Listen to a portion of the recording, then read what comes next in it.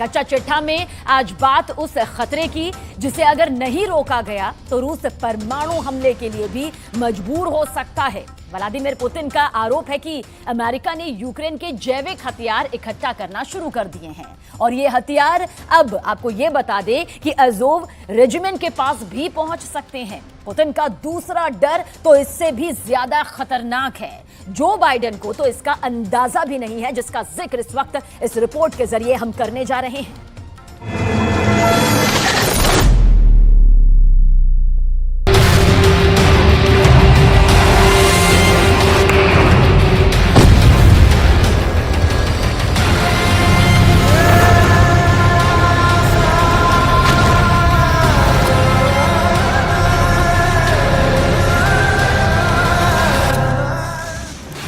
Ukraine युद्ध को लेकर 24 घंटे में 3 बहुत बड़ी बातों ने दुनिया को परेशान कर दिया है।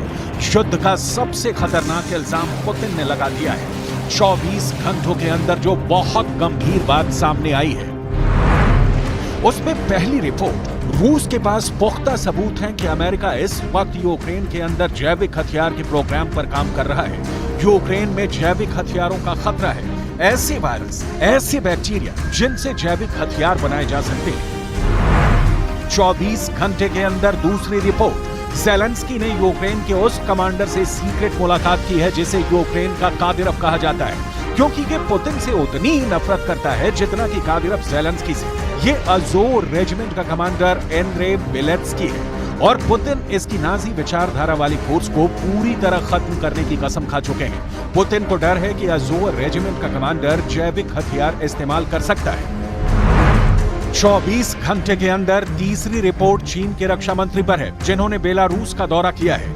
इस दौरे के बाद सवाल उठ रहे हैं कि क्या वैगनर को लेकर चीन एक्टिव हो गया है, क्योंकि इस वक्त हजारों वैगनर लड़ाके बेलारूस में मौजूद हैं। पुतिन को इन सब बातों की पूरी खबर है। मॉस्को में बैठकर पुतिन यूक्रेन के चप्पे चप्पे और नाटो की हर हरकत पर नजर रखे हुए हैं। तभी कहा जा रहा है कि यूक्रेन के युद्ध को लेकर पुतिन अंतर्यामी है। पुतिन सब जानते हैं। पुतिन दुश्मन की रग रग से ही नहीं, उसके बम बम से भी वाकिफ है। पुतिन सब जानते हैं, दुश्मन की ताकत भी, उसकी कमजोरी भी। इसी वजह से पुतिन का खौफ यूरोप से लेकर अमेरिका तक फैला हुआ है और पुतिन सब खामोशी से देख रहे हैं और समझ रहे हैं।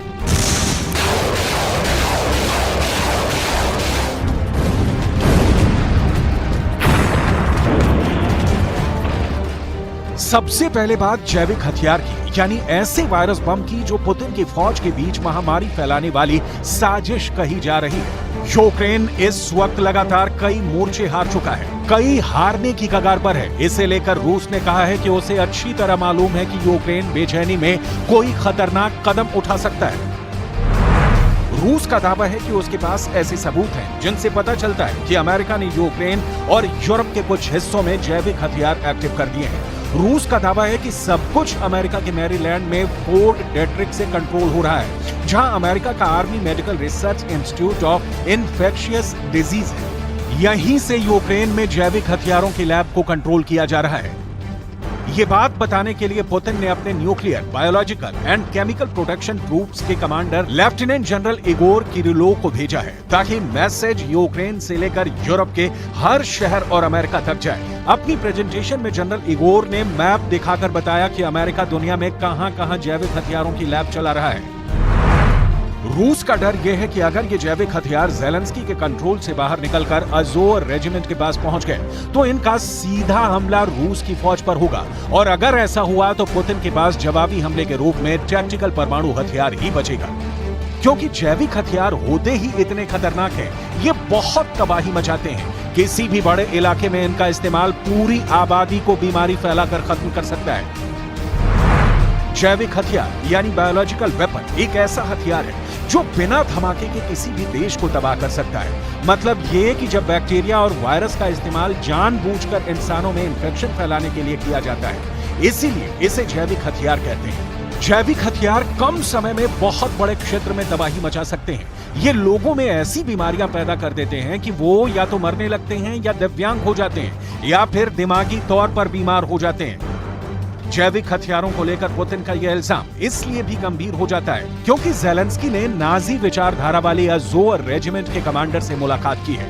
ज़ेलेंस्की बहुत खामोशी से डोनेट्स्क के मोर्चे पर गए और वहां उनकी अज़ोर कमांडर से एक मीटिंग हुई। यहां ज़ेलेंस्की और अज़ोर रेजिमेंट के कमांडर एंड्रे बेलेत्स्की को देखा जा सकता है। अज़ोर रेजिमेंट वो मिलिशिया है जिसमें यूक्रेन की सेना से भी खतरनाक लड़ाके हैं। पुतिन इन्हें नाजी विचारधारा वाले आतंकवादी बताते हैं और उनके स्पेशल ऑपरेशन में यूक्रेन की इसी फोर्स को पूरी तरह खत्म करने की बात बार बार कही जाती है।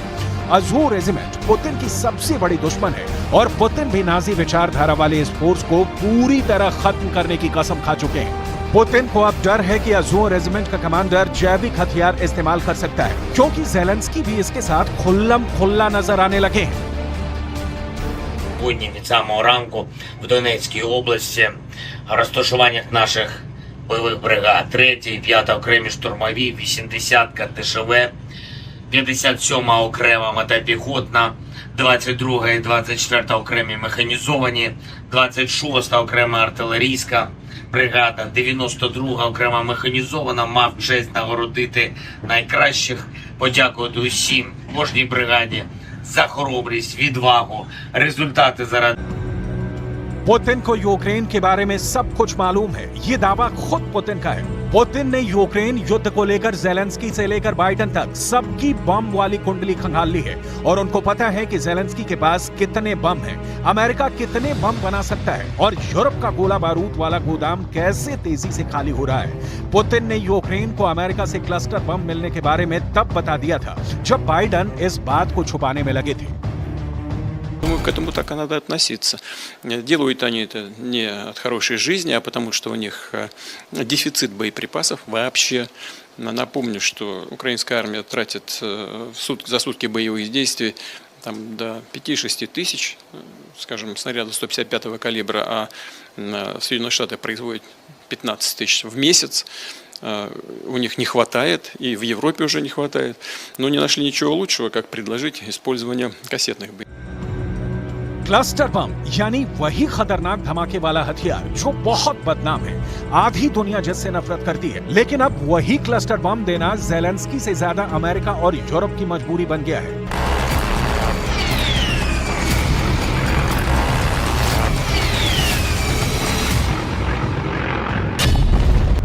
पुतिन का दावा है कि बड़े धमाकों के लिए यूक्रेन हर रोज 5 से 6 हजार तोप के गोले फायर कर रहा है। ये 155 मिलीमीटर के गोले हैं जो बड़ी तोप से फायर किए जाते हैं, यानी यूक्रेन को एक महीने में चाहिए 1.5 लाख गोले। पुतिन के मुताबिक अमेरिका पूरे महीने में ऐसे सिर्फ 15,000 गोले बनाता है। ऐसे में वो यूक्रेन की डिमांड कैसे पूरी कर सकता है?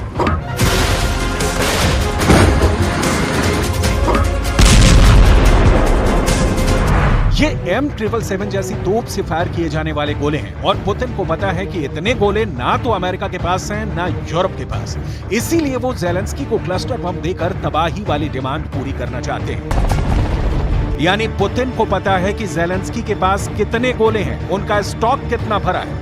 पुतिन जानते हैं कि यूरोप के हथियार खत्म हो रहे हैं, नाटो का हथियार गोदाम दिवालिया होने जा रहा है। पुतिन को यह भी पता है कि अमेरिका की फैक्ट्री में कितने बम बनते हैं। कह सकते हैं कि पुतिन के पास पेंटागन का हर सीक्रेट मौजूद है। उन्हें नाटो के वॉर प्लान की भी पूरी जानकारी है, इसीलिए पुतिन अंतर्यामी कहे जा रहे हैं। पुतिन का अल्टीमेटम बहुत खतरनाक है और इस बार पुतिन माफ करने का इरादा नहीं रखते। ये बात उनके इंटरव्यू से जाहिर हो चुकी है। Достаточный запас различного рода кассетных боеприпасов. Различного рода. Мы до сих пор этого не делали, не применяли, и у нас не было такой необходимости. Несмотря на известную нехватку в определенный период времени, и у нас тоже боеприпасов, но... पुतिन के सामने अचानक कई चैलेंज आ गए हैं। इसमें ज़ेलेंस्की का काउंटर अटैक भी है, बखमूत को दोबारा हासिल करने का ज़ेलेंस्की का इरादा भी है और अब तो क्राइमिया ब्रिज पर हुए हमले के बाद पुतिन बहुत ज्यादा गुस्साए हुए हैं। ऐसे में क्लस्टर बम और जैविक हथियारों वाली बात से पुतिन बहुत ज्यादा चिढ़ गए हैं। पुतिन को यकीन है कि ये हथियार ज़ेलेंस्की अज़ोर रेजिमेंट को भी सौंप सकते हैं, इसीलिए पुतिन अज़ोर कमांडर को किसी भी कीमत पर नहीं छोड़ेंगे। ये बात पक्की मानी जा रही है, जबकि ज़ेलेंस्की इसी अज़ोर रेजिमेंट की तारीफ करते नहीं थक रहे। командувачем ОТУ «Солидар», поспілкувалися з командирами бригад та батальйонів, тими, хто в боях, про їхні фронтові потреби. Завжди є загальна картина, є звіти по кожному напрямку, по кожній бригаді, але важливо говорити з воїнами напряму, безпосередньо про досвід війни тих, хто на позиціях. जेलेंस्की को अब नाटो से फिर से हथियार मिलने लगे हैं और छोटे छोटे मोर्चों पर जेलेंस्की के लिए कुछ खुशखबरी भी है। ये डोनेट्स्क का एक गांव ओरोजेन है और यूक्रेन के उप रक्षा मंत्री ने दावा किया है कि इसे रूस से आजाद करा लिया गया है। वैसे ऐसे दावे कई बार भड़पोलेपन साबित हुए हैं क्योंकि रूस ने दोगुनी रफ्तार से वापस अटैक करके इलाकों को फिर से कब्जा किया है। ऐसा बखनूर, ज़पोरिज़िया और खेरसॉन के कई मोर्चों पर हुआ है। लेकिन इस फ्रंट पर जेलेंस्की की फौज जश्न मना रही है। रूस के सैनिकों को खदेड़ कर उसे लग रहा है कि जैसे पूरा यूक्रेन आजाद करा लिया है।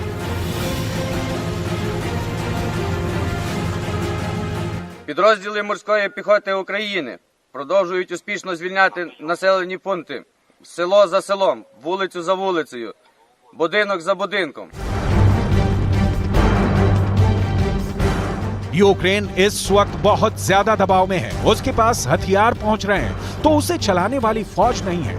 नीप्रोपेट्रोवस्क के पास इस मोर्चे पर यूक्रेन की तरफ से एक पिता और उसके बेटे को साथ लड़ते हुए देखा जा सकता है। 56 वर्ष के वोलोदिमीर और 26 वर्ष का उनका बेटा डेनिस मिलकर रूस के खिलाफ लड़ रहे हैं। ये पहले ट्रांसपोर्ट का बिजनेस चलाते थे, लेकिन अब यूक्रेन की सेना में शामिल हो चुके हैं। На одну булочку на двоїх їдім. Да, буває також, що з одної миски їмо, з одної кружки п'ємо. То як же ж тут сварить?